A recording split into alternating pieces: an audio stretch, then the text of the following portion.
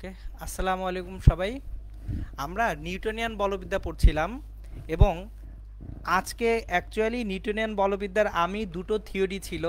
Theory দুটো হচ্ছে দুইটা অক্ষ উপপাদ্য, একটা হচ্ছে সমান্তরাল অক্ষ উপপাদ্য আর একটা হচ্ছে লম্ব অক্ষ উপপাদ্য। আমি আগে এই দুটো উপপাদ্য আপনাদেরকে পড়াবো, তারপর উপপাদ্য দুটো পড়ানোর পরে বোর্ড প্রশ্ন সমাধানে যাব আমরা। সুতরাং তাহলে শুরু করি। আমি আগে লম্ব অক্ষ উপপাদ্যটা দিয়ে শুরু করব এবং এই উপপাদ্যটার প্রয়োগগুলো বেশ মজার। মানে আমরা যখন উপপাদ্যগুলো পড়ব, উপপাদ্যগুলোর প্রয়োগ দেখব যে আসলে কেন উপপাদ্যগুলোর প্রয়োজন হচ্ছে। চলেন শুরু করব লম্ব অক্ষ উপপাদ্য দিয়ে। তাহলে আমরা শুরু করি লম্ব অক্ষ উপপাদ্য সেটা দিয়ে।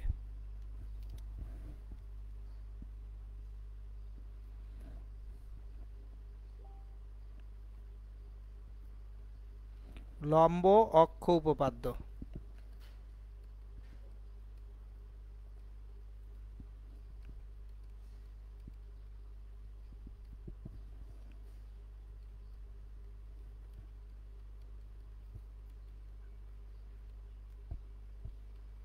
বা পারপেন্ডিকুলার অ্যাক্সিস থিওরেম। আমি বইয়ের মতো করে উপপাদ্যটা বলবো না, আমি উপপাদ্যটা কিভাবে আসে সেটা আগে দেখাবো। আপনারা দেখলেই বুঝে যাবেন। অ্যাকচুয়ালি বইয়ে যেভাবে সংজ্ঞা আকারে অ্যাকচুয়ালি উপপাদ্যগুলো দেওয়া আছে আমি সেইভাবে বলবো না, আমরা সরাসরি প্রতিপাদনে যাব। চলেন দেখি। ধরেন আপনার কোনো একটা জায়গায় একটা দ্বিমাত্রিক অক্ষ ব্যবস্থা যদি চিন্তা করি, এটা একটা দ্বিমাত্রিক অক্ষ ব্যবস্থা। তাহলে এই দ্বিমাত্রিক অক্ষ ব্যবস্থায় ধরেন কোনো একটা বস্তু একটা বিন্দুতে আছে, এই বিন্দুটা ধরলাম এইখানে পি। পি বিন্দুর স্থানাঙ্ক ধরি এক্স ওয়াই। যেহেতু দ্বিমাত্রিক অক্ষ, তাহলে এইখানে একটা বিন্দুকে প্রকাশ করার জন্য আমার কি লাগবে? একটা ভুজ লাগবে, একটা কোটি লাগবে। তাহলে দেখেন এই যে এক্স অক্ষ থেকে যে দূরত্ব সেটা হচ্ছে ওয়াই, আর ওয়াই অক্ষ থেকে যে দূরত্ব সেটা কি এক্স। এবার খেয়াল করেন, এই বস্তুটাকে যদি আমরা এক্স অক্ষের চারপাশে একটা বৃত্তাকার পথে ঘুরাই, বস্তুটাকে এক্স অক্ষের চারপাশে বৃত্তাকার পথে ঘুরালে কি এইভাবে ঘুরবে না? তাহলে এক্স অক্ষের চারপাশে সে যদি ঘুরে, খেয়াল করে দেখেন সে কিন্তু ওয়াই ব্যাসার্ধের বৃত্তাকার পথে এম ভরের একটা বস্তু ঘুরতেছে। বস্তুর ভর যদি এম হয়, এক্স অক্ষের চারপাশে জড়তার ভ্রামক আই এক্স সমান কত হবে? M y square. আমি আবার রিপিট করতেছি, দেখেন বস্তুটা যদি এক্স অক্ষের চারপাশে ঘোরে, এটা ও, এক্স অক্ষের চারপাশে বস্তুটা যখন ঘুরবে তখন তার ঘূর্ণন পথের ব্যাসার্ধ কত? ওয়াই। তাহলে এক্স অক্ষের সাপেক্ষে জড়তার ভ্রামক কত হচ্ছে? এম ওয়াই স্কোয়ার হচ্ছে। আর বস্তুটা যদি ওয়াই অক্ষের চারপাশে ঘুরে, ওয়াই অক্ষের চারপাশে ঘোরা মানে কি এইভাবে ঘোরা না? তাহলে বস্তুটা ওয়াই অক্ষের চারপাশে যখন ঘুরবে তখন সে কি এক্স ব্যাসার্ধের বৃত্তাকার পথে ঘুরতেছে। তাহলে ওয়াই অক্ষের চারপাশে ঘুরলে আই ওয়াই সমান এম এক্স স্কোয়ার। এইটা আমরা একেবারে বেসিক থেকেই বুঝে যাচ্ছি। এখন দেখেন বস্তু যদি জেড অক্ষের সাপেক্ষে ঘুরতে চায়, জেড অক্ষের সাপেক্ষে ঘোরা মানে কি? এই যে দেখেন এইখানে একটা বিন্দু যদি আমরা কল্পনা করি, এই যে ও বিন্দুতে তলের উপর লম্ব বরাবর যদি একটা অক্ষ নেই, সেই অক্ষের চারপাশে বস্তুটাকে যদি ঘোরাতে হয়, বস্তুটা কত ব্যাসার্ধে ঘুরবে? এই যে এখানে দেখেন বস্তুটা ধরেন আর ব্যাসার্ধে ঘুরলো। জেড অক্ষ থেকে পি বিন্দুর দূরত্ব কত? R equals to root over x square plus y square. খেয়াল করে দেখেন জেড অক্ষ থেকে পি বিন্দুর যে দূরত্ব সেটা হচ্ছে root over x square plus y square. তাহলে আমাদের এইখানে জেড অক্ষের সাপেক্ষে জড়তার ভ্রামক আই জেড সমান এম আর স্কোয়ার, মানে কি m into x square plus y square. তার মানে দাঁড়াচ্ছে m x square plus m y square. তাহলে কি হলো? I x plus I y হয়ে গেল না? সুতরাং তাহলে একটা বস্তুর যদি এক্স এবং ওয়াই অক্ষের সাপেক্ষে জড়তার ভ্রামক জানা থাকে, তাহলে জেড অক্ষের সাপেক্ষে যে জড়তার ভ্রামকটা হবে সেটা হবে এক্স ও ওয়াই অক্ষের সাপেক্ষে জড়তার ভ্রামকের কিসের সমান? যোগফলের সমান। এটাই হচ্ছে আমাদের অ্যাকচুয়ালি কি উপপাদ্য? লম্ব অক্ষ উপপাদ্য। এখন আমি এই উপপাদ্যটাকে একটু অক্ষের ব্যবস্থাটাকে প্র্যাকটিক্যালি দেখাবো, কারণ অক্ষ ব্যবস্থাটা প্র্যাকটিক্যালি না বুঝলে অ্যাকচুয়ালি একটা ছোট্ট ঝামেলা থেকে যাবে। সো আমি অক্ষ ব্যবস্থাটাকে আগে প্র্যাকটিক্যালি দেখাবো আপনাদেরকে ইনশাল্লাহ। চলেন আমরা অক্ষ ব্যবস্থাটা দেখি যে আসলে জিনিসটা কিভাবে হচ্ছে, সেটা আমি আপনাদেরকে একটু প্র্যাকটিক্যালি দেখাই। সো অক্ষ ব্যবস্থাটা কিভাবে আসতেছে সেটা আমি দেখানোর জন্য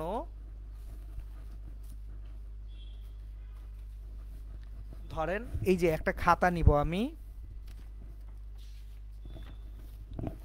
খেয়াল করেন এই যে খাতাটা নিচ্ছি, সবাই দেখতে পাচ্ছেন খাতাটা।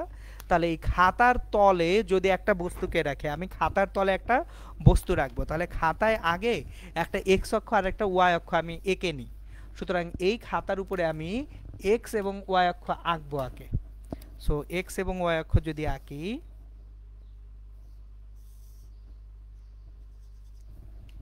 দেখেন এই যে খাতাটা আমি এক্স এবং ওয়াই অক্ষ আঁকছি, কয়টা অক্ষ? দুইটা অক্ষ আঁকছি। তাহলে দুইটা অক্ষ যদি আঁকি,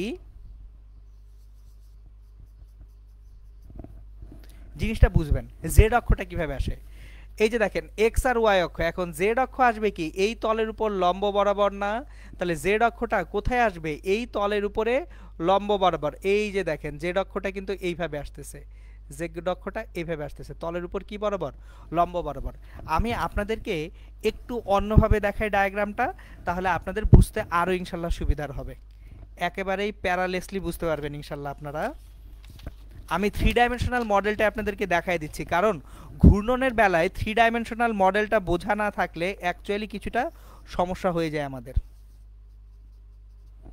সো অ্যাকচুয়ালি এক্স এবং ওয়াই অক্ষ বোঝা খুব সহজ, প্রবলেমটা হয় জেড অক্ষটা বুঝতে। সো আমি আপনাদেরকে জেড অক্ষ বোঝানোর জন্যই এখন এই খাতার তলটা দেখাবো। এই যে দেখেন সবাই খাতার তলটা দেখতে পাচ্ছেন, এটা হচ্ছে আমার খাতার তলটা।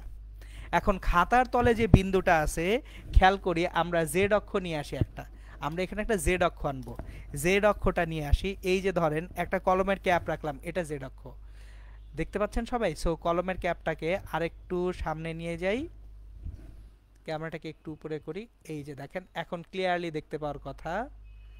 ওকে, জেড অক্ষটাকে আমি আরেকটু ক্লিয়ার করার জন্য একটু কালারফুল কিছু নিয়ে আসি। এই যে দেখেন হলুদ রঙের যেটা রাখলাম এটা হচ্ছে জেড অক্ষ। তাহলে হলুদ রঙের যেটাকে রাখছি এটা যদি জেড অক্ষ হয়ে থাকে, খেয়াল করে দেখেন হলুদ রঙের যেটা রাখছি এটা কি অক্ষ? এটা হচ্ছে জেড অক্ষ। তাহলে এই জেড অক্ষ থেকে যে ডিস্টেন্সটা বা দূরত্বটা, সেই দূরত্ব কতটুকু সেটা আমরা দেখব। জেড অক্ষ থেকে কি দেখব? দূরত্ব দেখব। জেড অক্ষ থেকে দূরত্ব কি এটা না?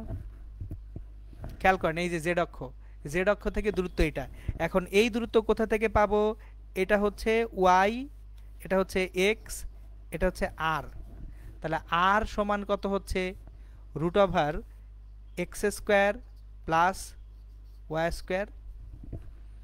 এইভাবে অ্যাকচুয়ালি আমাদের এই যে খেয়াল করেন এখন যদি এই লাল রঙের যে বিন্দুটা সে যদি জেড অক্ষের চারপাশে ঘোরে, জেড অক্ষের চারপাশে ঘুরলে তার বৃত্তাকার পথটা কিরকম হবে? এরকম হবে না, সে এইভাবে ঘুরবে। জেড অক্ষের চারপাশে ঘোরা মানে এইভাবে ঘোরা। সুতরাং এইভাবে যদি ঘুরতে যায় তার যে জড়তার ভ্রামক হবে সেটা হবে এক্স এবং ওয়াইয়ের সাপেক্ষে যে জড়তার ভ্রামক তার সমষ্টির সমান। আবার বলছি জেড অক্ষের সাপেক্ষে যে জড়তার ভ্রামক সেটা এক্স এবং ওয়াই অক্ষের সাপেক্ষে জড়তার ভ্রামকের সমষ্টির কি হবে? সমান হবে। এখন এইটা কেন লাগবে, এটার প্রয়োজনটা কোথায় সেটা একটু বুঝিয়ে বলি। সো প্রথম প্রয়োজনটা হচ্ছে যদি আমি একটা আয়তাকার বস্তুকে তার কেন্দ্র বরাবর এবং তলের উপর লম্ব বরাবর অক্ষের সাপেক্ষে ঘুরাইতে চাই, ধরেন ফর এক্সাম্পল এই খাতাটাকে আমি ঘুরাবো, কিন্তু ঘুরাবো কিভাবে? কেন্দ্র বরাবর এবং তলের উপর লম্ব বরাবর অক্ষের সাপেক্ষে। সুতরাং খাতাটাকে আমি ঘুরাইতে চাই এইভাবে, ধরেন এই খাতাটাকে আমরা এইভাবে ঘুরাইতে চাই। এই যে এখানে খেয়াল করেন কেন্দ্র এবং তলের উপর লম্ব যদি আনতে যাই তাহলে তলের উপর লম্ব, এই যে দেখেন এইখানে জাস্ট মিডল পয়েন্টটা, এই যে মিডল পয়েন্টটা এখানে অক্ষ, এই অক্ষের সাপেক্ষে খাতাটাকে আমি ঘুরাইতে চাই। কেন্দ্র বরাবর এবং তলের উপর লম্ব বরাবর অক্ষের সাপেক্ষে ঘুরাইতে চাই, জড়তার ভ্রামক বের করতে হবে।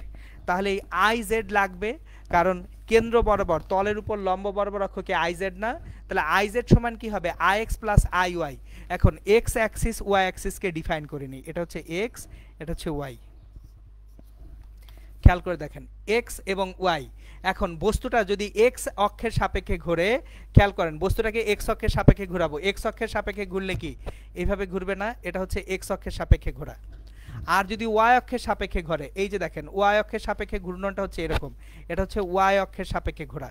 তাহলে এক্স এবং ওয়াই অক্ষের সাপেক্ষে জড়তার ভ্রামক জানলে আমরা জেড অক্ষের সাপেক্ষে কি জানবো, জড়তার ভ্রামক জানবো। এই ছিল লম্ব অক্ষ উপপাদ্যটা এবং সেইটার অ্যাকচুয়াল কিছু প্রয়োগ। চলেন এখন এই লম্ব অক্ষ উপপাদ্যের যে ব্যবহারগুলো আছে সেই ব্যবহারগুলা গাণিতিক কি কি সমস্যা আমাদের হতে পারে একটা একটা করে আমরা দেখে ফেলি। তাহলে আবার আমরা স্লাইডে ফেরত যাই।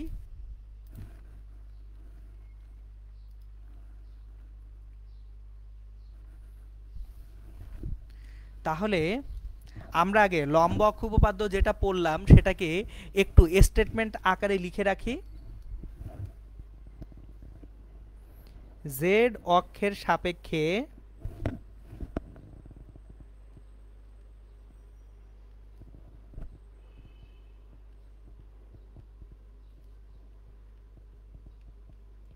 জড়তার ভ্রামক এক্স ও ওয়াই অক্ষের সাপেক্ষে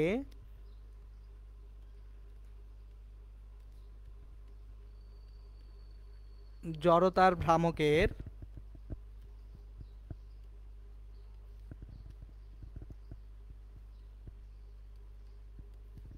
সমষ্টির সমান। এটা হচ্ছে আমাদের লম্ব অক্ষ উপপাদ্যের স্টেটমেন্ট। তাহলে এটার একটা একটা করে আমরা ব্যবহার দেখব। ব্যবহার,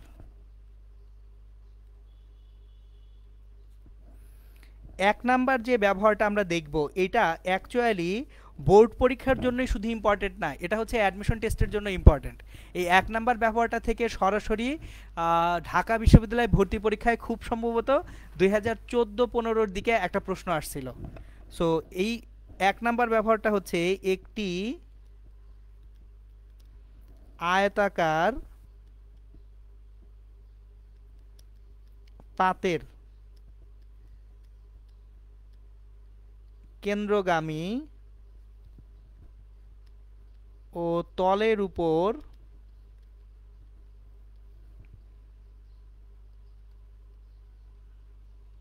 লম্ব অক্ষের সাপেক্ষে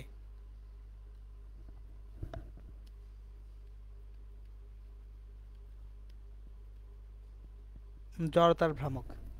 আমরা একটা আয়তাকার পাত নিব, সেই পাতের কেন্দ্রগামী এবং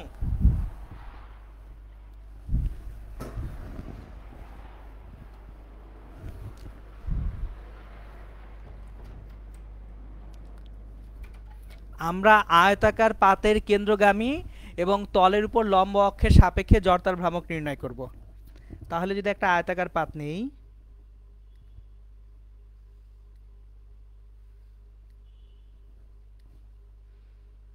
এই আয়তাকার পাতের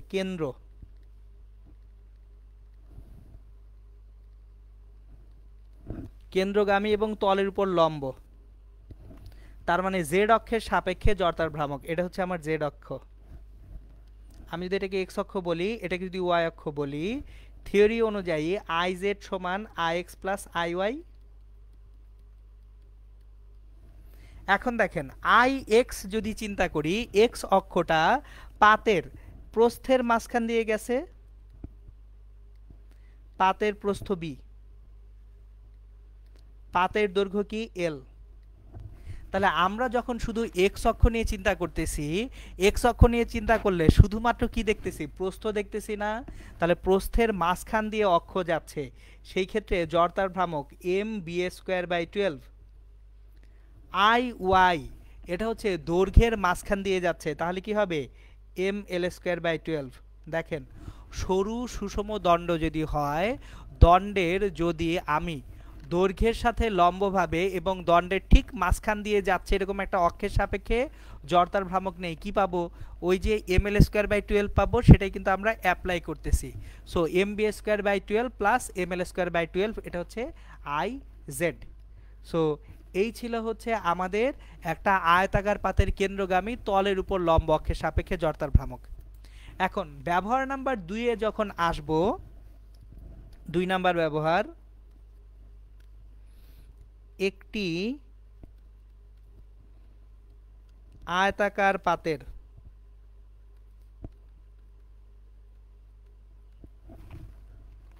এক প্রান্ত বিন্দুগামী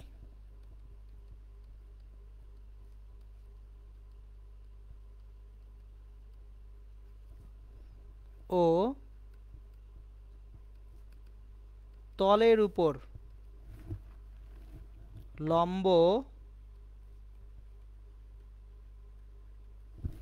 অক্ষের সাপেক্ষে জড়তার ভ্রামক।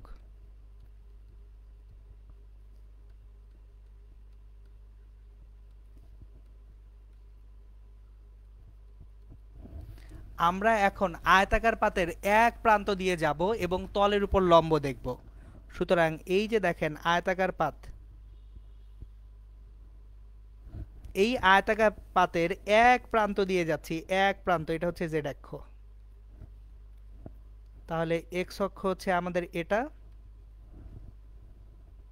ওয়াই অক্ষ হচ্ছে এটা। তাহলে আবারও I z equals to I x plus I y. এখন একটু আমরা যদি আই এক্স এবং আই ওয়াই এর কথা চিন্তা করি, দেখেন এক্স অক্ষটা হচ্ছে প্রস্থের এক প্রান্তে, এক্স অক্ষ কার এক প্রান্তে? প্রস্থের এক প্রান্তে। তাহলে I x equals to m b square by 3। খেয়াল করে দেখেন এটা হচ্ছে আমরা যখন পড়ছিলাম সরু সুষম দণ্ডের এক প্রান্তগামী অক্ষের সাপেক্ষে জড়তার ভ্রামক কত ছিল? এম এল স্কোয়ার বাই 3 ছিল। তাহলে এক্স অক্ষটা প্রস্থের এক প্রান্তে, তাহলে প্রস্থের এক প্রান্তে যদি হয় সেক্ষেত্রে আপনার প্রস্থটা কত? B, m b square by 3 হবে এক্স অক্ষের সাপেক্ষে জড়তার ভ্রামক। আর ওয়াই অক্ষের সাপেক্ষে জড়তার ভ্রামক আই ওয়াই হচ্ছে, ওয়াই অক্ষটা হচ্ছে দৈর্ঘ্যের এক প্রান্তে। তাহলে দৈর্ঘ্যটা যদি এল হয় I y equals to m l square by 3। সুতরাং I z equals to m b square by 3 plus m l square by 3। দুটো ব্যবহার গেল। এবার আসেন 3 নাম্বার ব্যবহারে। একটি চাকতির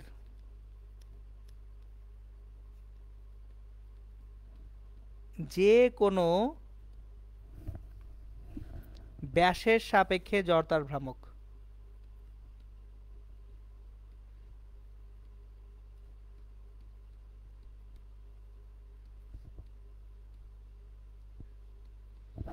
আমরা একটা চাকতি নিব এবং চাকতির যে কোনো ব্যাসের সাপেক্ষে জড়তার ভ্রামক নিব।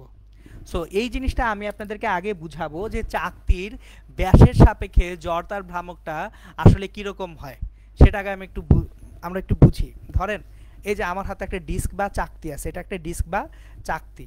তাহলে চাকতির কেন্দ্রগামী এবং তলের উপর লম্ব অক্ষের সাপেক্ষে জড়তার ভ্রামক কিন্তু নির্ণয় করতে আমি শিখাইছি আপনাদেরকে। সো দেখেন এটা হচ্ছে চাকতি, চাকতির কেন্দ্র, এই যে চাকতির কেন্দ্রগামী এবং তলের উপর লম্ব। খেয়াল করে দেখেন এই যে চাকতিটাকে এইভাবে রাখি, আমার হাতে যে চাকতিটা আছে চাকতির কেন্দ্রগামী তলের উপর লম্ব অক্ষের সাপেক্ষে যদি চাকতিটা ঘোরে জড়তার ভ্রামক M r square by 2।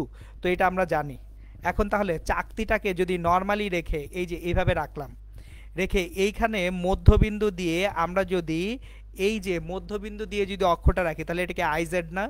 IZ আমি জানি। এখন জানতে চাই চাকতির ব্যাসের সাপেক্ষে জড়তার ভ্রামক কত। সুতরাং ব্যাস আঁকবো, চলেন চাকতিতে ব্যাস আঁকি। আমি চাকতিতে দুইটা ব্যাস আঁকবো, একটু তাকায় দেখেন এই যে চাকতিতে দুইটা ব্যাস আঁকছি। আমরা এখন এই ব্যাসের সাপেক্ষে চাকতির জড়তার ভ্রামক জানতে চাই, তার মানে চাকতিটাকে আমি এইভাবে ঘুরাতে চাই। সো যে অক্ষটা অক্ষের চারপাশে বস্তুটা ঘুরবে, তাহলে আমরা চাকতিটাকে এইভাবে ঘুরাতে চাই বা চাকতিটাকে এইভাবে ঘোরাতে চাই, এক্স বা ওয়াই অক্ষ বরাবর এইভাবে ঘুরাতে চাই। এই ক্ষেত্রে যে কোনো ব্যাসের সাপেক্ষে জড়তার ভ্রামকটা কত হবে আমার জানাটা উদ্দেশ্য। এখন খেয়াল করে দেখেন এইখানে আই এক্স আর আই ওয়াই মিলে আইজেড না? আই এক্স আর আই ওয়াই যোগ করে কি হবে? আইজেড হবে। কিন্তু আইজেড অলরেডি বের করে ফেলছি। চাকতির কেন্দ্রগামী তলের উপর লম্ব অক্ষের সাপেক্ষে জড়তার ভ্রামক কত? M r square by 2। আবার খেয়াল করে দেখেন এখানে আই এক্স এবং আই ওয়াই, চাকতি যেহেতু একটা প্রতিসম বস্তু, আমি যদি চাকতিটাকে ঘুরে এইভাবে নিয়ে আসি, যাহা আই এক্স তাহাই কি আই ওয়াই না? তাহলে আই এক্স আর আই ওয়াই কি ভিন্ন জিনিস না একই জিনিস? একই জিনিসই তো হবে। চলেন তাহলে আমরা এখন স্লাইডে ফেরত যাই। আমাদের তাহলে চাকতির যে কোনো ব্যাসের সাপেক্ষে যখন জড়তার ভ্রামক নির্ণয় করতে যাব, চাকতিটা আঁকি আগে। এটা আমাদের চাকতিটা।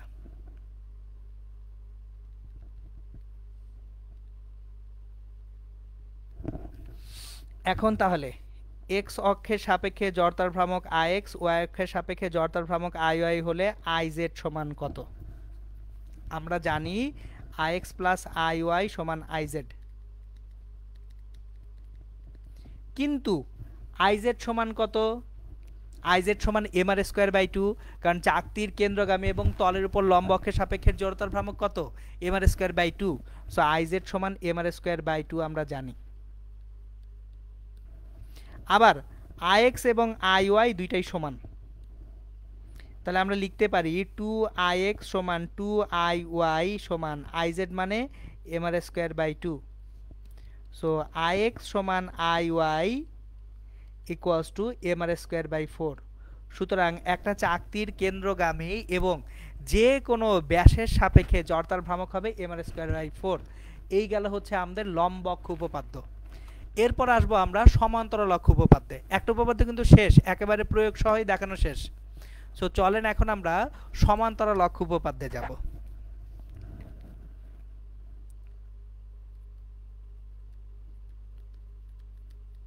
সমান্তরাল অক্ষ উপপাদ্য।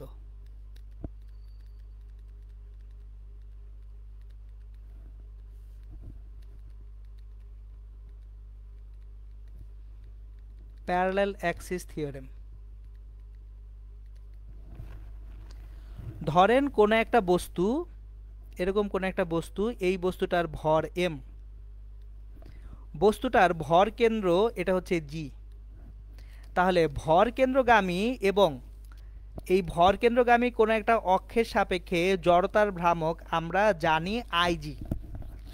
আমরা ভর কেন্দ্রগামী কোন একটা অক্ষের সাপেক্ষে এই বস্তুটার ঘূর্ণনের জন্য জড়তার ভ্রামক অলরেডি জানি, ধরেন ig, এটা আমরা জানি। এখন যদি আমি বস্তুটাকে ঘুরাতে চাই একটু অন্যভাবে, অন্য একটা অক্ষ যেটা ভর কেন্দ্রগামী অক্ষের সাথে প্যারালাল, দেখেন নামটা কেন সমান্তরাল অক্ষ বলা হয়েছে।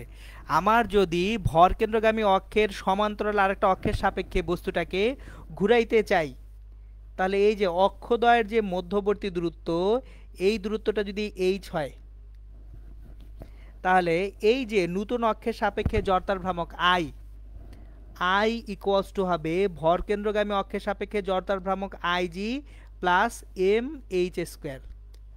আমি জিনিসটাকে একটু অন্যভাবে বুঝিয়ে বলি, বুঝবেন ইনশাল্লাহ সবাই। দেখেন, আমরা ভর কেন্দ্রে সমগ্র ভরকে পুঞ্জীভূত বিবেচনা করতে পারি।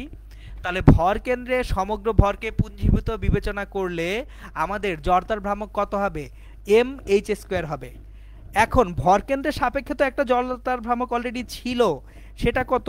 সেটা হচ্ছে ig। তাহলে ig আর mh স্কয়ার যোগ করে আমি মোট জড়তার ভ্রামক পাবো।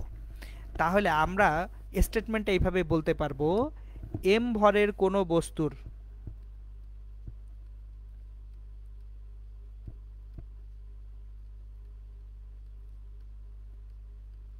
ভর কেন্দ্রগামী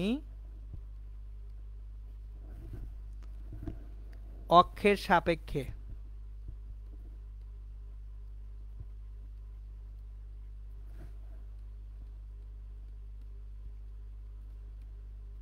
জড়তার ভ্রামক ig হলে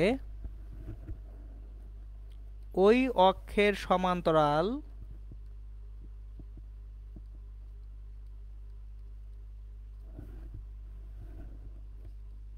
h দূরত্বে যে কোনো অক্ষের সাপেক্ষে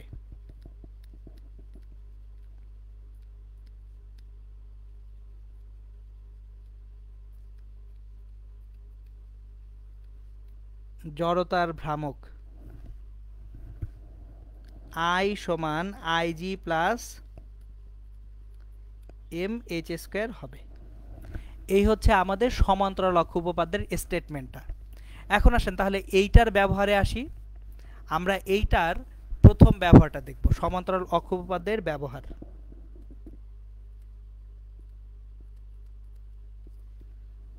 এক নম্বর যে ব্যবহার, চাকতির তল বরাবর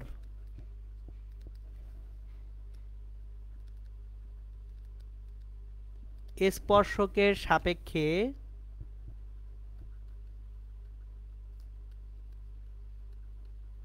জড়তার ভ্রামক। এই সিনারিওটা হাত পাখার ক্ষেত্রে দেখা যায়।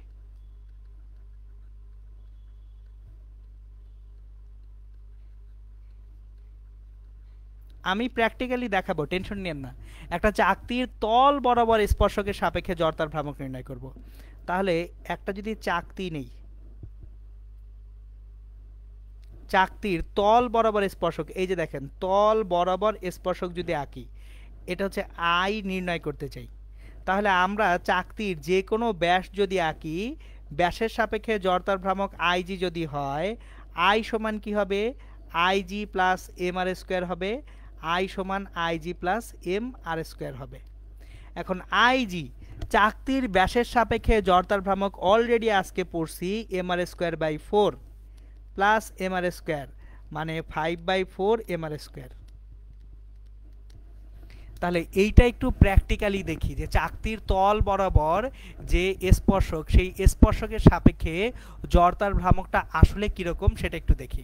যে একটা চাকতির তল বরাবর স্পর্শক মানে কি, এই যে চাকতিটা আমি নিলাম, একটা স্পর্শক, এই যে স্পর্শকটা পাশে আঁকতেছি, আমি স্পর্শকটাকে একটা কলম দিয়ে আইডেন্টিফাই করি। ধরেন এই একটা কলম, এই কলমটা এই যে চাকতির পাশে এখানে রাখলাম, খেয়াল করেন এটা কিন্তু তল বরাবর স্পর্শক। এটা কি তল বরাবর স্পর্শক, তলের সঙ্গে বরাবর আছে। তাহলে তল বরাবর স্পর্শকটা সবসময় কি হচ্ছে, ব্যাসের সাপেক্ষে সমান্তরাল হচ্ছে না।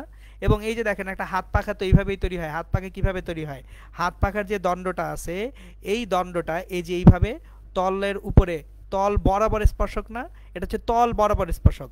আরেকটা হচ্ছে তলের উপর লম্ব বরাবর স্পর্শক। খেয়াল করেন এটা হচ্ছে তলের উপর লম্ব বরাবর স্পর্শক। একটা চাকতিতে স্পর্শকটা দুই ভাবে আঁকা যায়, একটা হচ্ছে তল বরাবর, তলের প্যারালালি থাকবে, আরেকটা হচ্ছে তলের উপর লম্ব বরাবর। তাহলে তল বরাবর দেখে ফেলছি, এখন তলের উপর লম্ব বরাবর স্পর্শকে আমরা যাব।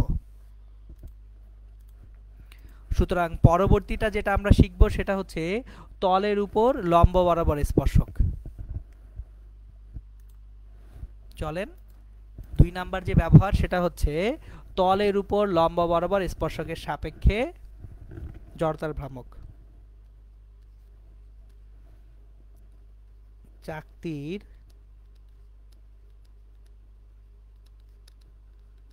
তলের উপর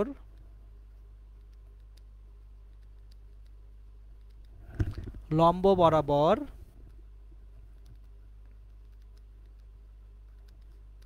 স্পর্শকের সাপেক্ষে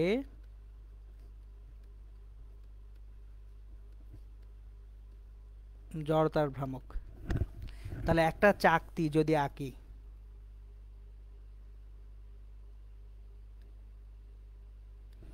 চাকতির কেন্দ্রগামী এবং তলের উপর লম্ব বরাবর যে অক্ষ, সেই অক্ষের সাপেক্ষে জড়তার ভ্রামক, এটাই হচ্ছে আইজি। এটা সমান অলরেডি পড়ে আসছি এম আর স্কোয়ার বাই 2। তাহলে আমরা এখন একটা অক্ষ আঁকতেছি, অক্ষটা এই যে দেখেন আইজি, এটার কি প্যারালাল হচ্ছে, এখানে ব্যাসার্ধটা হচ্ছে আর। তাহলে I equals to I G plus m r square. তাহলে আইজি সমান m r square by 2 plus m r square, তাহলে 3/2 এম আর স্কোয়ার। সো এই গেল লম্ব অক্ষ উপপাদ্যের দুইটা প্রয়োগ। আমরা এখন একটা গাণিতিক সমস্যাও করে ফেলি, যে সমান্তরাল অক্ষ উপপাদ্যের প্রয়োগ দেখলাম, এখন একটা গাণিতিক সমস্যা আমি সলভ করাবো এই সমান্তরাল অক্ষ উপপাদ্য দিয়ে। ওকে, তাহলে আমরা প্রবলেমটা আগে ফর্ম করি।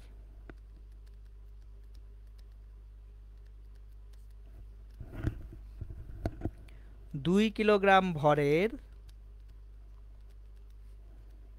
একটি মিটার দণ্ডের এক প্রান্ত হতে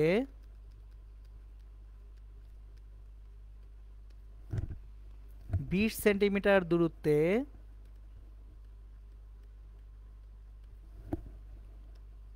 গমনকারী ও দণ্ডের সাথে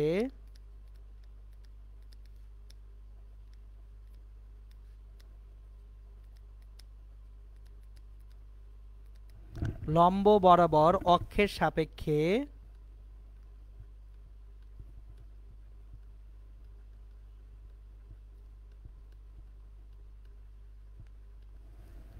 জড়তার ভ্রামক কত?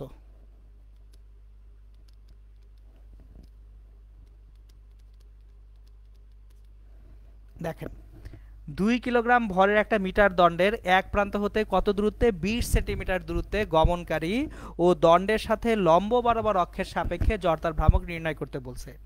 আগে একটু ডায়াগ্রামটা আঁকলে তাহলে বাকি জিনিসটা বুঝে যাবেন। দেখেন আমরা দণ্ডের এক প্রান্ত হতে 20 সেন্টিমিটার দূরত্বে, সো এই যে যদি আমি মিটার দণ্ডটা নেই, একটা মিটার দণ্ডের দৈর্ঘ্য কত 100 সেন্টিমিটার, 0 এটা 100, তাহলে 50 সেন্টিমিটার বা ভর কেন্দ্র যেখানে আছে এটা হচ্ছে 50 সেন্টিমিটারে। তাহলে আমি এক দিক থেকে 20 সেন্টিমিটার দূরত্বে, এই যে দেখেন এইখানে এই বিন্দুটা হচ্ছে 20 সেন্টিমিটার, এটা 50, এই পাশে 100, এটা 0। তাহলে একটা জিনিস খেয়াল করেন, ভর কেন্দ্র আছে 50 সেন্টিমিটারে, এটা হচ্ছে আইজি।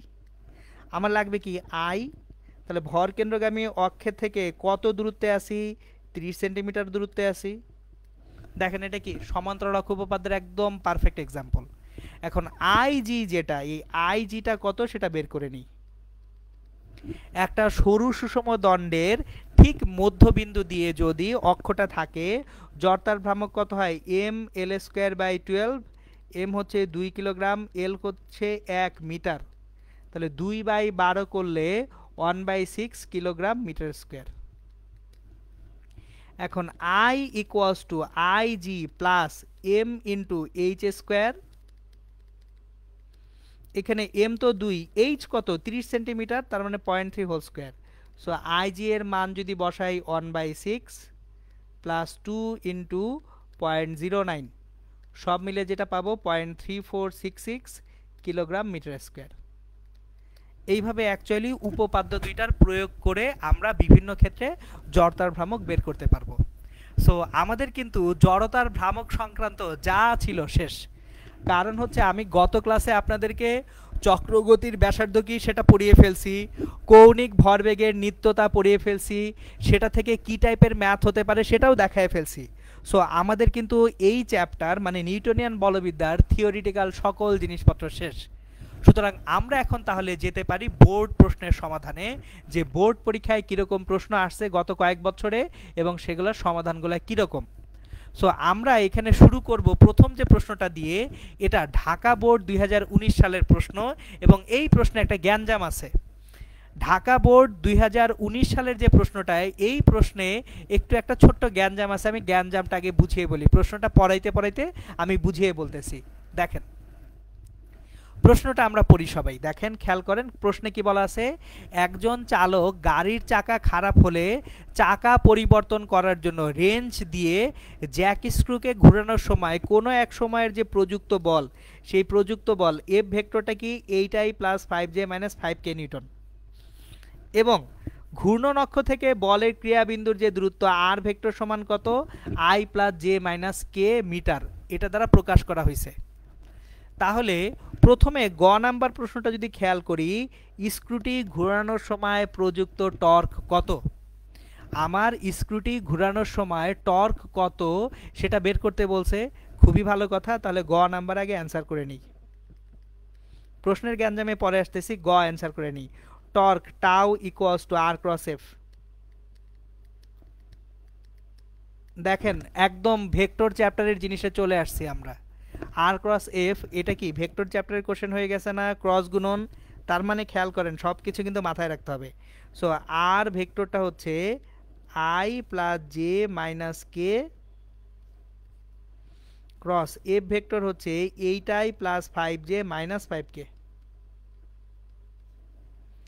তাহলে এখানে যদি আমরা ক্রস গুণফল করি i j k 1 1 minus 1 8 5 minus 5, তাহলে যখন আমরা i নিয়ে কাজ করব -5 + 5 পাচ্ছি, মাইনাস j নিয়ে যখন কাজ করতে যাব মাইনাস j নিয়ে কাজ করতে গেলে -5 + 8 পাবো, প্লাস k নিয়ে যখন কাজ করব 5 - 8 পাবো। সো i তো নাই হয়ে গেল, j এর বেলায় -5 + 8 তার মানে -3j -3k, এটা হচ্ছে টর্ক ভেক্টরটা। তাহলে টর্ক ভেক্টরটা হচ্ছে -3j -3k নিউটন মিটার। তাহলে টর্কের মান কত হবে? টর্কের মান টাউ ইকুয়ালস টু এই ভেক্টরটার মান √3 whole square plus -3 whole square, তার মানে 3√2 নিউটন মিটার। এটা হচ্ছে টর্কের মান। তাহলে গ নাম্বার অ্যান্সার হয়ে গেছে। এখন আসবো আমরা ঘ নাম্বার অ্যান্সারে যাওয়ার আগে এবার একটু প্রশ্নটার দিকে আবার মনোযোগ দিই। আমরা ঘ নাম্বার অ্যান্সার করতে যাওয়ার আগে প্রশ্নটার দিকে একটু মনোযোগ দিব। আমি বলতেছিলাম যে প্রশ্নটা একটু জ্ঞানজাম ছিল, জ্ঞানজামটা কি সেটা একটু এখন আমরা বুঝি। দেখেন, গাড়ির ভর দেওয়া ছিল 2000 কিলোগ্রাম। ঘটনাস্থলে বাঁকের ব্যাসার্ধ 5 মিটার এবং রাস্তার প্রস্থ কত? 3 মিটার। বাঁকের ব্যাসার্ধ দেওয়া আছে এবং রাস্তার প্রস্থ দুইটাই দেওয়া আছে, খুবই ভালো কথা, কোনো সমস্যা নাই এখানে। এখন রাস্তার সর্বোচ্চ ঘর্ষণ বল 40 নিউটন পার কিলোগ্রাম। এই যে দেখেন, সর্বোচ্চ ঘর্ষণ বল 40 নিউটন পার কিলোগ্রাম। এখন চলেন দেখি, সর্বোচ্চ ঘর্ষণ বল যদি 40 নিউটন পার কিলোগ্রাম হয়, সাধারণভাবে এফ সমান কি জানি আমরা? মিউ ইন্টু আর জানি। এখন এফটা 1 কিলোগ্রামের জন্য দেওয়া আছে, এফ এর মান 40, মিউ আর আর খেয়াল করেন, যদি 1 কিলোগ্রাম ভরের জন্য চিন্তা করি, আর সমান mg, তাহলে m যদি 1 কিলোগ্রাম হয়, আর সমান 9.8 নিউটন, তাহলে আর এর মান 9.8 যদি বসাই, মিউ এর মান 40/9.8। সো ঘর্ষণ গুণাঙ্ক অনেক বেশি হয়, 4.08 হয়ে যায় ঘর্ষণ গুণাঙ্ক। ওকে, সাধারণত ঘর্ষণ গুণাঙ্ক 1-এর থেকে বেশি হওয়াটা কষ্টকর। হ্যাঁ, ঘর্ষণ গুণাঙ্ক 1-এর থেকে বেশি হতে পারে, বাট সেটা আসলে স্পেশাল সিনারিও। নর্মালি ঘর্ষণ গুণাঙ্কটা 1-এর মধ্যেই থাকে, বাট 1-এর বেশি হতে পারে, সেটা স্পেশাল কিছু সিনারিওতে। খুবই ভালো কথা। আমরা দেখতে পাচ্ছি এইখানে যে ম্যাথটা আছে, এই ম্যাথে ঘর্ষণ বলটা সর্বোচ্চ যেটাই থাকুক না কেন, গুণাঙ্ক দেওয়া আছে 40 নিউটন, 4.08। এখন খেয়াল করেন, ঘ নাম্বার যেটা বলছে, উদ্দীপকের রাস্তাটির ভিতরের প্রান্ত অপেক্ষা বাইরের প্রান্ত কত উঁচু হলে গাড়িটি সম্ভাব্য সর্বোচ্চ বেগে নিরাপদে বাঁক নিতে পারবে, গাণিতিকভাবে বিশ্লেষণ করো। এখন দেখেন, সম্ভাব্য সর্বোচ্চ বেগটা কত সেটা নিয়ে কোনো কথা বলা আছে এখানে? সম্ভাব্য সর্বোচ্চ বেগটা নিয়ে কিন্তু কোনো কথা এখনো বলাই হয় নাই। তাহলে যদি সম্ভাব্য সর্বোচ্চ বেগ নিয়ে কোনো কথা বলা না থাকে, আমরা ম্যাথটা কিভাবে সলভ করতে যাব, এটা হচ্ছে এখনকার আমাদের সেকেন্ড ইস্যু। সো আবার বলতেছি, সম্ভাব্য যে সর্বোচ্চ বেগ, সেই বেগটা নিয়ে কিচ্ছু বলা নাই। তাহলে বেগটা নিয়ে যদি কিচ্ছু বলা না থাকে, আমি ম্যাথ করব কিভাবে? That is the issue. তাহলে চলেন আমরা এই যে সম্ভাব্য সর্বোচ্চ বেগ কিভাবে বের করব সেটা একটু কনসিডার করি, সেটা একটু চিন্তা করে দেখি। আমরা এখন যেটা করব, গাড়িটার ঘর্ষণ গুণাঙ্ক বের করছি 4.08। এখন আমরা তো জানি না যে গাড়িটা অ্যাকচুয়ালি আমাদের 2000 কিলোগ্রাম ভরে সে কত বেগে যাবে, সেটা কি আমরা জানি? জানি না। তাহলে যদি বেগ না জানি, তাহলে কি ম্যাথ করা যাবে? করা যাবে না। তাহলে আমরা কি করব এই ম্যাথটায়? আমাদের অ্যাকচুয়ালি এই ম্যাথটা আর করা পসিবল না। কিন্তু আমরা এইখানে একটা জিনিস অ্যাজিউম করে ম্যাথটা করে ফেলবো। আমরা একটা অ্যাজাম্পশনে যাব। দেখেন অ্যাজাম্পশনটা কি, খেয়াল করেন, যেহেতু বোর্ড পরীক্ষার প্রশ্ন, আমরা এখানে গাড়িটার রাস্তায় সর্বোচ্চ ঘর্ষণ বল কত, 40 নিউটন পার কিলোগ্রাম না? তাহলে এই যে ঘর্ষণ বল এফ কে সমান 2000 গুণন 40, গাড়িটার উপরে সর্বোচ্চ ঘর্ষণ বল কাজ করবে 80,000 নিউটন। তাহলে 80,000 নিউটন যদি ঘর্ষণ বল হয়, এফ কে কেন্দ্রবিমুখী বলকে নাকচ করবে এমভি স্কয়ার বাই আর। তাহলে এফ কে হচ্ছে 80,000, এম হচ্ছে 2000, ভি স্কোয়ার ডিভাইডেড বাই আর। বাঁকের ব্যাসার্ধ কত দেওয়া আছে? বাঁকের ব্যাসার্ধ দেওয়া আছে 5 মিটার 5। তাহলে এখান থেকে ভি স্কোয়ারের যে মানটা এটা পাবো 200। তার মানে ভি হচ্ছে 14.14 মিটার পার সেকেন্ড। সো যদি রাস্তায় আমার প্রতি কিলোগ্রামে ঘর্ষণ বলটা 40 নিউটন হয়, সেখান থেকে আমরা গাড়িটা সম্ভাব্য সর্বোচ্চ 14.14 মিটার পার সেকেন্ড বেগে যেতে পারবে, এটা আমরা বের করে নিলাম। এখন দেখেন, যখন ঘর্ষণটা থাকবে না, যদি ঘর্ষণটা না থাকে তাহলে কি লাগবে? ব্যাংকিং লাগবে। আমার ধরে নিচ্ছি ঘর্ষণ নাই, তাহলে ব্যাংকিং করতে হবে থিটা, এটা হচ্ছে এইচ। রাস্তার প্রস্থ কত? 3 মিটার। তাহলে দেখেন H by 3 equals to sine theta. তাহলে H equals to 3 into sine theta. আবার ট্যান থিটা সমান কি? V square by r g. So এখান থেকে আমরা যেটা পাবো, ট্যান থিটা ভি স্কোয়ার 200 পাইছিলাম, আর হচ্ছে 5, জি হচ্ছে 9.8। তাহলে থিটার মান আসবে মাত্র 76.23 ডিগ্রি। অবস্থা দেখতেছেন, রাস্তাটা কত ঢালু করতে হবে? 76.23 ডিগ্রি কোণে রাস্তাটাকে ঢালু করে ফেলতে হবে। তাহলে আমাদের যে এইচটা ছিল, এই এইচটা কত হয়ে যাবে? 3 ইন্টু সাইন 76.23 ডিগ্রি, তার মানে 2.9 মিটার। 3 মিটার প্রস্থের একটা রাস্তাকে আপনার ঢালুই করতে হবে মাত্র 2.9 মিটার। এই ছিল আমাদের প্রথম ম্যাথটা। এনিওয়ে, ম্যাথের ঘ নাম্বার না পারলেও কোনো ঝামেলা নাই, কারণ মানে বোর্ড পরীক্ষায় যখন এরকমভাবে কোশ্চেনকে পেঁচায় ফেলে তখন আসলে খুব ঝামেলা হয়ে যায়। এবার আসেন প্রশ্ন নাম্বার 2-এ আসি। এটা ছিল আমাদের যশোর বোর্ড 2019 সালের প্রশ্ন। এটা ভালো কোশ্চেন ছিল। চলেন প্রশ্ন নাম্বার 2 সলভ করি আমরা। 2 নাম্বার প্রশ্নে দেখেন শুরুতেই কি বলছে, 1 মিটার এবং 0.707 মিটার। সো একটার দৈর্ঘ্য 1 মিটার, আরেকটার দৈর্ঘ্য 0.707 মিটার।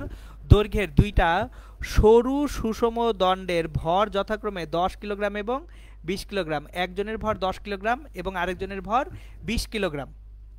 এদের উভয়েই দৈর্ঘ্যের সাথে লম্বভাবে স্থাপিত এবং মধ্যবিন্দুগামী অক্ষের সাপেক্ষে প্রতি মিনিটে একজন ঘুরতেছে 300 বার, আরেকজন ঘুরতেছে 360 বার।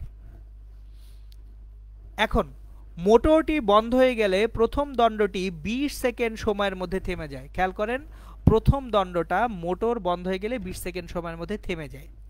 তাহলে গ নাম্বার প্রশ্ন যেটা, মোটরটি বন্ধ হয়ে যাবার পর প্রথম দণ্ডটি কতটি পূর্ণ ঘূর্ণন সম্পন্ন করবে? তাহলে যখন মোটরটি বন্ধ হয়ে যাবে তখন প্রথম দণ্ডটি কতগুলি পূর্ণ ঘূর্ণন সম্পন্ন করবে? তাহলে গ নাম্বারে যদি আসি আমরা, দেখেন প্রথম দণ্ডের জন্য আদি কৌণিক বেগ ওমেগা 01, সে প্রতি মিনিটে 300 বার ঘুরতেছিল না? তাহলে 300 বার ঘুরতেছে প্রতি মিনিটে। এখন আমি আপনাদেরকে এক একবার যদি ঘোরে 2 পাই রেডিয়ান কোণ উৎপন্ন করে শিখাইছিলাম, আর মিনিটে সে ঘুরতেছে 300 বার। তাহলে 300 গুণন 2 পাই বাই 60 মানে হচ্ছে 10 পাই রেডিয়ান পার সেকেন্ড হচ্ছে প্রথম দণ্ডের জন্য আদি কৌণিক বেগ। এবার সে থেমে গেছে কত সেকেন্ডে? 20 সেকেন্ডে। তার শেষ কৌণিক বেগ ওমেগা n কত? 0, কারণ সে থেমে গেছে। এখন দেখেন থিটা কত? Theta equals to omega 1 plus omega 01 divided by 2 into time t. Omega 1 হচ্ছে 0, ওমেগা 01 হচ্ছে 10 পাই ডিভাইডেড বাই 2, টাইম টিটা হচ্ছে 20 সেকেন্ড। সুতরাং আমাদের থিটা আসবে 100 পাই রেডিয়ান। এখন দেখেন, একবার ঘুরলে কেন্দ্রে 2 পাই রেডিয়ান কোণ উৎপন্ন করে, সেটা তো আমরা পড়ছি। তাহলে সে ঘুরবে 100 পাই ডিভাইডেড বাই 2 পাই বার, মানে সে 50 বার ঘুরবে। এটা ছিল গ নাম্বারের অ্যান্সার। এখন আসেন আমরা ঘ নাম্বারে যাই। ঘ নাম্বারে বলছে ঘূর্ণনরত যে দণ্ডদ্বয় আছে এদের কৌণিক গতিশক্তির গাণিতিক তুলনা করো। যে দুইটা ঘূর্ণনরত দণ্ড ছিল তাদের কৌণিক গতিশক্তির গাণিতিক তুলনা করতে বলা হয়েছে। ওকে, কৌণিক গতিশক্তি half I omega square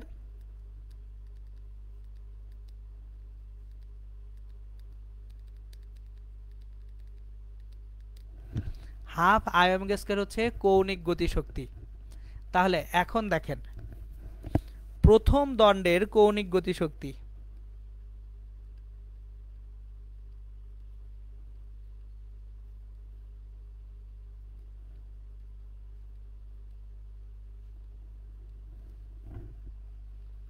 half I 1 omega 01 square. এখন আই 1 কত? একটা সরু সুষম দণ্ড দৈর্ঘ্যের সাথে লম্বভাবে স্থাপিত, খেয়াল করেন এদের উভয়ই দৈর্ঘ্যের সাথে লম্বভাবে স্থাপিত এবং মধ্যবিন্দুগামী অক্ষের সাপেক্ষে ঘুরতেছে। তাহলে দৈর্ঘ্যের সাথে লম্বভাবে মধ্যবিন্দুগামী অক্ষের সাপেক্ষে ঘুরলে আই সমান কত হয়? ml স্কয়ার বাই 12 হয় না? তাহলে প্রথম দণ্ডের জন্য আই 1 ইকুয়ালস টু m1 কত? 1 মিটার, দৈর্ঘ্য কত? 1 স্কয়ার ডিভাইডেড বাই 12। তাহলে আই 1 হচ্ছে আমাদের এখানে কত? আই 1 আমাদের আয়নের, আচ্ছা ভর তো দেই নাই, ml স্কয়ার বাই 12, m হচ্ছে 10 কিলোগ্রাম, আমি এখানে m1 লিখে ফেলছি। প্রথম দণ্ডের ভর ছিল 10 কিলোগ্রাম, তাহলে ml square 10 into 1 square divide by 12, so আয়ন হচ্ছে 10 বাই 12 একক কিলোগ্রাম মিটার স্কয়ার। আর ওমেগা 01 একটু আগেই বের করছিলাম 300 বার ঘুরতেছে প্রত্যেক মিনিটে, তাহলে 10 পাই রেডিয়ান পার সেকেন্ড। মানগুলো বসাই, হাফ ইন্টু আয়ন 10 বাই 12 ওমেগা 01 স্কয়ার, এটা হচ্ছে 10 পাই হোল স্কয়ার, 411.233 জুল হবে প্রথম দণ্ডের কৌণিক গতিশক্তি। একইভাবে আমাদের দ্বিতীয় দণ্ডের কৌণিক গতিশক্তিটা বের করতে হবে। চলেন বের করি দ্বিতীয় দণ্ডের কৌণিক গতিশক্তি কত সেটা দেখি। এটা ছিল প্রথম দণ্ডের, এবার আমরা দেখব দ্বিতীয় দণ্ডের কৌণিক গতিশক্তি।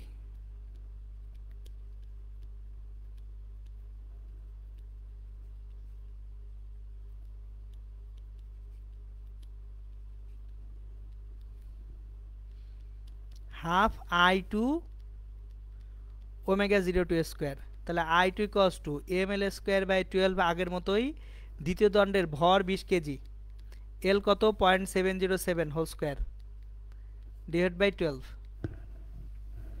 সো আমরা এখান থেকে যেটা পাবো ক্যালকুলেট করি 0.833 কিলোগ্রাম মিটার স্কয়ার। এখন ওমেগা 02 আদি কৌণিক বেগ দ্বিতীয় দণ্ডের, সে প্রত্যেক মিনিটে কতবার ঘুরছিল? 360 বার, তাহলে 360 into 2 pi by 60 radian per second, তাহলে 12 পাই রেডিয়ান পার সেকেন্ড। সুতরাং half I 2 0.833 omega 02 12 pi whole square, তাহলে আমরা এখানে যেটা পাবো 591.94 জুল। দেখেন প্রথম দণ্ডের জন্য কৌণিক গতিশক্তি ছিল 411.233, দ্বিতীয় দণ্ডের জন্য 591.94। তাহলে দ্বিতীয় দণ্ডের কৌণিক গতিশক্তি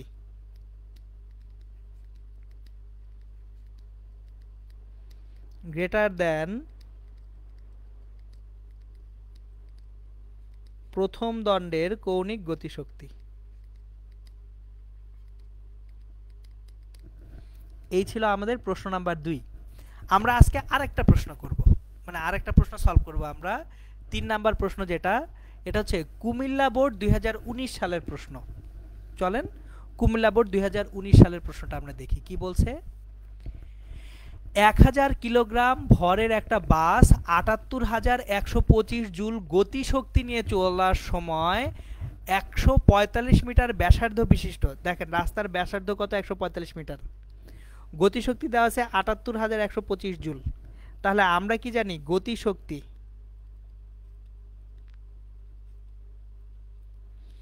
হাফ mv² 78,125 সমান হাফ ইন্টু এম কত 1000 আর ভি স্কোয়ার। তাহলে এখান থেকে আমরা অ্যাকচুয়ালি যেটা পাবো, ভি এর মান পাবো, ভি এর মান যেটা আসবে 2 ইন্টু 78,125 ডিভাইডেড বাই 1000, এইটাকে রুট ওভার করলে যা হয় সেটা আসবে। তাহলে আমরা একটু ক্যালকুলেট করি। 2 ইন্টু 78,125 ডিভাইডেড বাই 1000, এটাকে রুট ওভার করে দিলে 12.5 মিটার পার সেকেন্ড আসবে। তাহলে গাড়িটা যাচ্ছিল 12.5 মিটার পার সেকেন্ড বেগে। এখন দেখেন আমাদের গ নাম্বার প্রশ্নে ছিল বাসটির ভরবেগ নির্ণয় করো। আমরা বাসটির বেগ পেয়ে গেছি, তাহলে ভরবেগ পি সমান mv, এম কত 1000, ভি কত 12.5 কিলোগ্রাম মিটার পার সেকেন্ড, তাহলে 12,500 kilogram metre per second answer. গ নাম্বার খুব সহজ কোশ্চেন ছিল। এখন দেখেন এইখানে ঘ নাম্বার প্রশ্নটা যদি আমরা পড়ি, কি বলছে ঘ নাম্বারে, বাসটি গতিবেগ না কমিয়ে, এই যে বাসটা যাচ্ছিল সে 12.5 মিটার পার সেকেন্ড বেগেই যাবে, গতিবেগ না কমিয়ে মানে হচ্ছে তার যে বেগটা যা ছিল সেটাই সে রাখবে। বাসটি গতিবেগে না কমিয়ে উদ্দীপকে প্রদর্শিত রাস্তার বাঁকটি নিরাপদে অতিক্রম করতে পারবে কিনা। এই যে প্রদর্শিত যে রাস্তা আছে, এই রাস্তার যে বাঁক, বাঁকের ব্যাসার্ধ কত,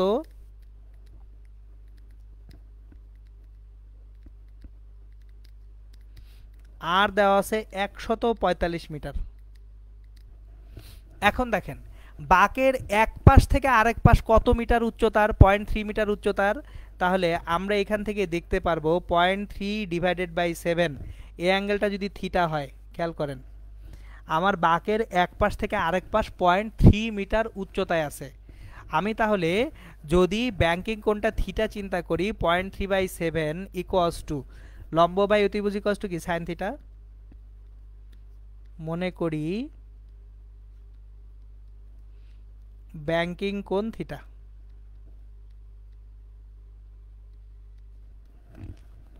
তাহলে এইখানে খেয়াল করে দেখি 0.3/7 যদি সাইন থিটা হয়, theta equals to sign inverse 0.3/7, তাহলে থিটা হবে 2.456 ডিগ্রি। তাহলে এই ব্যাংকিং কোণের জন্য যদি নিরাপদ গতিসীমা যেটা আছে, মনে করি নিরাপদ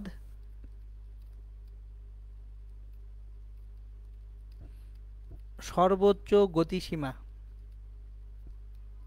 ভিএস, এস দিয়ে আমি সেফ বুঝাচ্ছি, সেফ বা নিরাপদ গতিসীমা ভিএস। এখন এই যে ট্যান থিটা সমান আমরা জানি ভি স্কোয়ার, এখানে v s square divided by r g, তাহলে v s square equals to r g into tan theta. এখন ভিএস তাহলে কত হবে, √r g tan থিটা হবে। তাহলে v s equals to √r g tan theta, r হচ্ছে 145, জি 9.8, tan 2.456 ডিগ্রি। এখান থেকে ভিএস এর যে মানটা আমরা পাবো সেটা 7.8 মিটার পার সেকেন্ড। দেখেন সর্বোচ্চ গতি সীমা সেটা হচ্ছে 7.8, নিরাপদে যেতে পারবে সে যদি সর্বোচ্চ 7.8 মিটার পার সেকেন্ড বেগে যায়। কিন্তু বাসটার যে গতিবেগ ভি ছিল, এই ভিটা তো নিরাপদ গতিসীমার থেকে বেড়ে গেছে। সুতরাং তাহলে আমরা বলতে পারবো গতিবেগ না কমিয়ে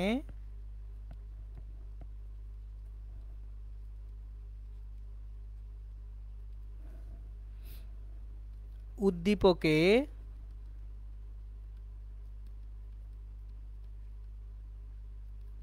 প্রদর্শিত রাস্তার বাঁকটি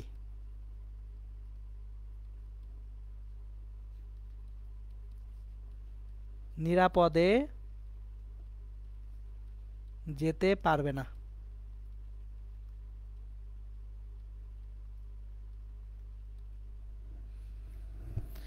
ওকে, এই হচ্ছে তাহলে আমাদের এই ম্যাথটা। তো আজকে তাহলে এই পর্যন্ত ইনশাল্লাহ। আমরা আগামী ক্লাসে আরও কয়েকটা বোর্ড কোশ্চেন করব, মানে মোটামুটি ধরেন 2019-এর সবগুলা বোর্ড, 2018-র প্রশ্নগুলো আমরা ইনশাল্লাহ ক্লাসে সলভ করব। সবাই তাহলে এই পর্যন্ত ঠিক মতো পড়ে ফেলবেন মনোযোগ দিয়ে, এবং থিওরিগুলোও সব গুছিয়ে শেষ করে ফেলবেন, কারণ এরপরে আপনাদেরকে ইনশাল্লাহ প্র্যাকটিস শিট দিব প্র্যাকটিসের জন্য। সো মোটামুটি সব পড়ালেখা শেষ করে ফেলেন ইনশাল্লাহ। ওকে, তাহলে আজকে এই পর্যন্তই। সবাই ভালো থাকবেন, সুস্থ থাকবেন, সুন্দর থাকবেন ইনশাল্লাহ। আসসালামু আলাইকুম।